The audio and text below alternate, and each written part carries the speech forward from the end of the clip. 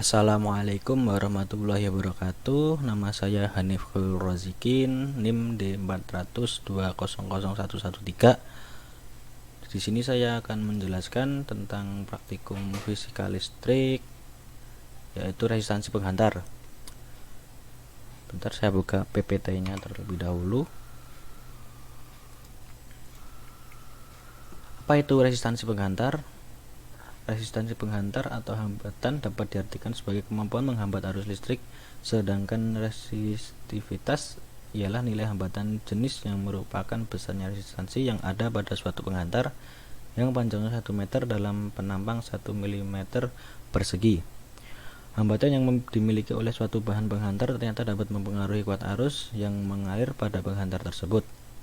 Hambatan yang besar pada suatu bahan menyebabkan bahan tersebut sukar mengalirkan arus listrik, sedangkan bahan yang hambatannya kecil akan lebih mudah mengalirkan arus listrik.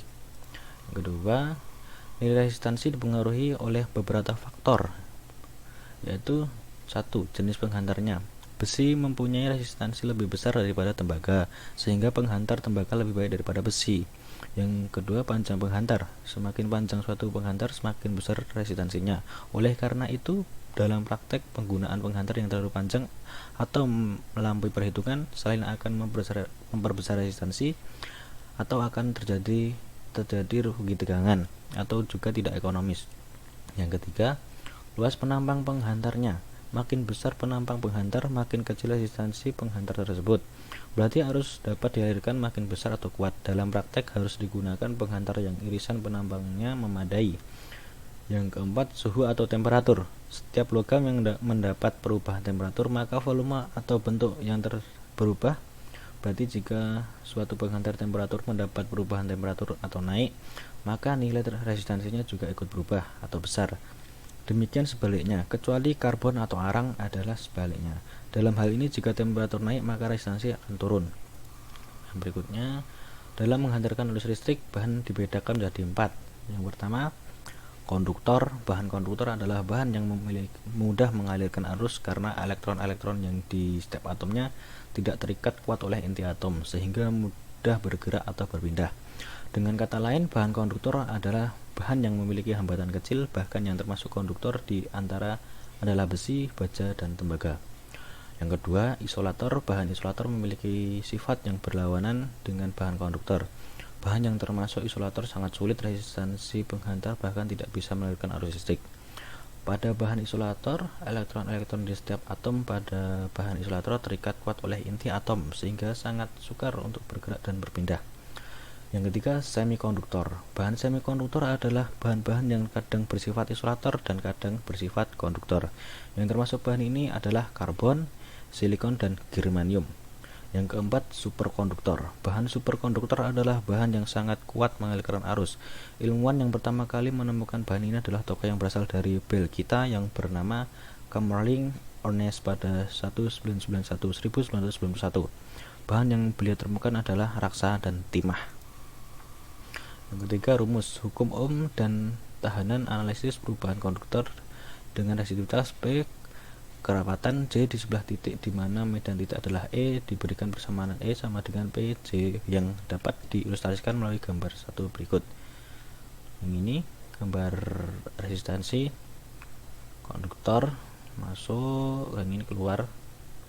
Ini rumusnya, R sama dengan L kali P per A dibagi A. R sama dengan resistansi dalam ohm, L panjang penghantar dalam meter, P dibaca rho atau resistitivitas dalam ohm meter, A luas penampang penghantar atau irisan dalam meter kubik meter persegi.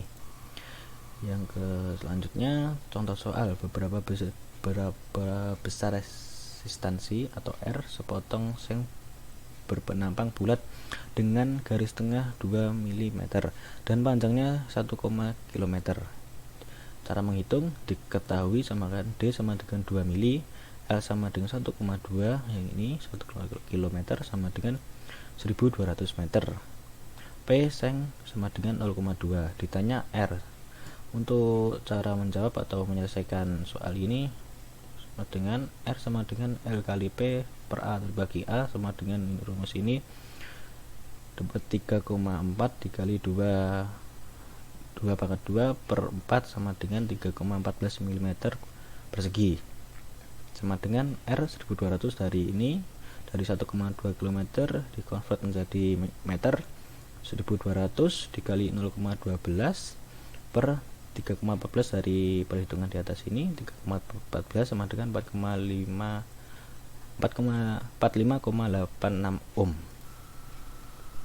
Selanjutnya simulasi, ini merupakan simulasi yang kemarin ada di modul 5 PHIT. Kemudian penutup, dapat kita simpulkan apa saja hal yang dapat mempengaruhi suatu resistansi, yaitu resisitivitas, panjang kawat, dan luas penampang. Hambatan yang besar pada suatu bahan tersebut yang sukar mengalirkan arus listrik dibedakan menjadi 4, yang tadi ada konduktor, isolator, semikonduktor, dan superkonduktor yang ini tadi. Nah, yang ini ya ini. Bentar.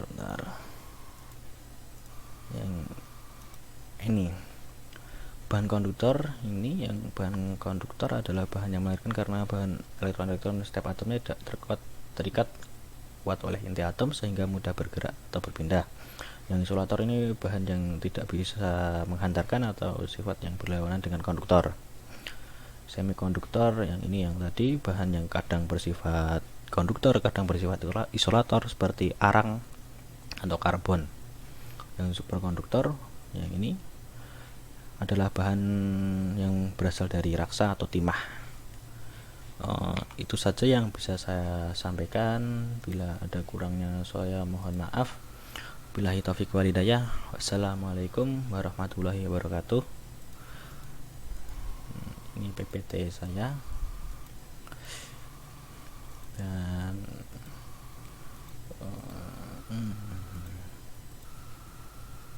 penutup, dan terima kasih.